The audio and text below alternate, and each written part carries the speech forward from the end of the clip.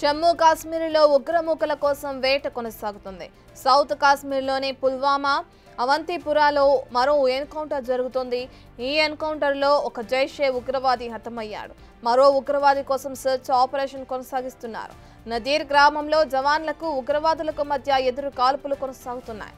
మొన్న జరిగిన ఎదురు కాల్పుల్లో 3 లష్కర్-ఏ-తోయిబా ఉగ్రవాదులు హతమయ్యారు.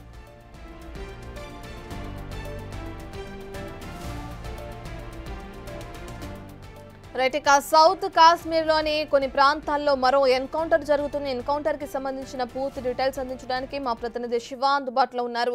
రైట్ శివ, ఇప్పటికే ఒక జైషే మహమ్మద్ ఉగ్రవాది హతమైనట్లు కూడా తెలుస్తుంది. దీనికి సంబంధించిన డీటెయిల్స్ ఏ విధంగా ఉన్నాయి శివ?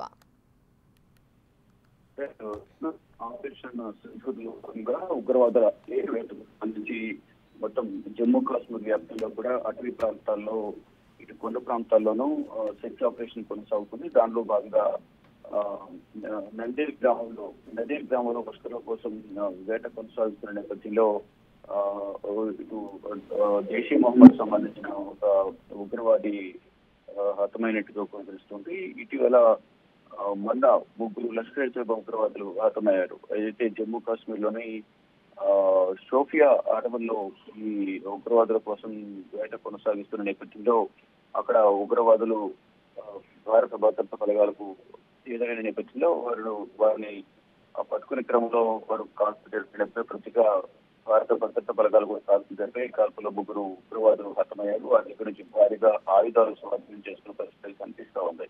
మరోవైపు ఈ రోజు కూడా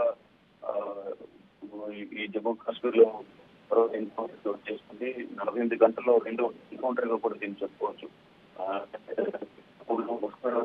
ఈ వేట కొనసాగుతుంది. ఉగ్రవాది కోసం గాలింపు చర్యలు చేపడుతున్నారు. మొత్తం